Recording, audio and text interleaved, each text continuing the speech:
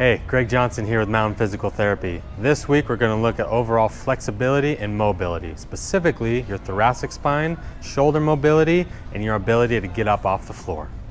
So we're going to look at thoracic rotation. We're going to do it in a seated position. Ryan's going to place a ball between his knees and cross a dowel over his arms.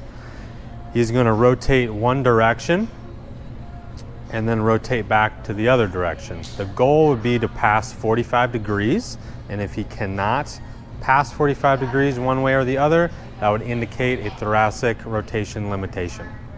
The next thing we're going to look at is shoulder mobility back scratch test. Ryan is going to turn around, he's going to make two fists, and he's going to reach one hand above and one hand below and try and touch his hands together without wiggling up his back. You can take a measuring stick and measure the distance, or just eyeball it and use your hand widths to assess how far it is. Next, you're going to switch and test the other side and remeasure on how far it is. This is going to tell you your asymmetry side to side. You can relax. It's also going to assess your shoulder internal and external mobility. This next assessment, we're going to look at overhead shoulder mobility. Ryan's going to lay on his back. He's going to keep his legs bent. He's going to engage his core, and he's going to raise both arms overhead. We're going to assess how far his fists are from the floor. If he can touch the floor and keep his low back on the ground, then that's good shoulder mobility. One compensation you want to watch out for is as he raises his arms overhead and he touches the ground, he might lift his low back up off the floor.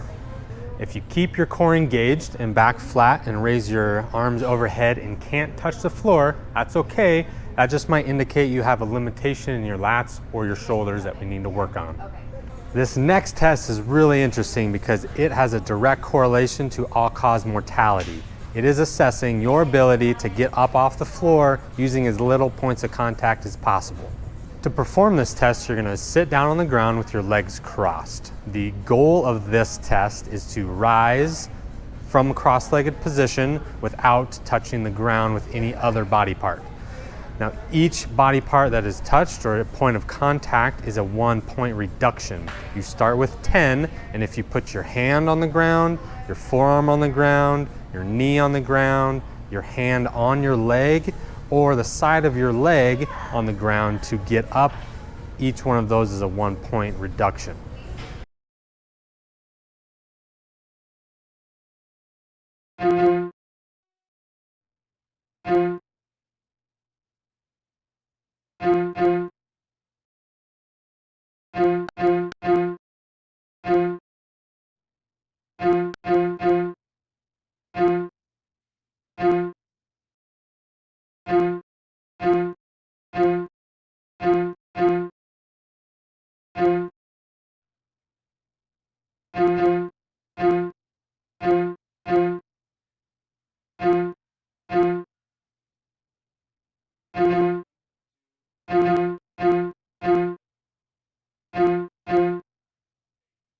The original study looked at 2,000 people ages 51 to 80, and it assessed their score on getting up off the floor.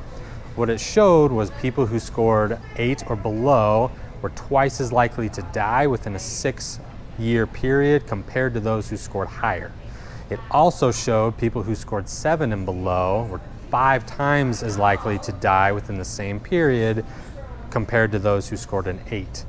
Every 1-point deduction showed a 21% increase in your mortality rate.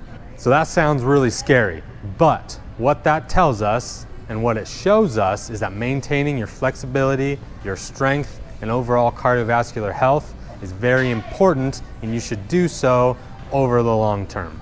So I hope you found those helpful in testing your flexibility and mobility. Stay tuned for next week where we show you ways to improve in those areas. Make sure to share and like the video, and we'll see you next time.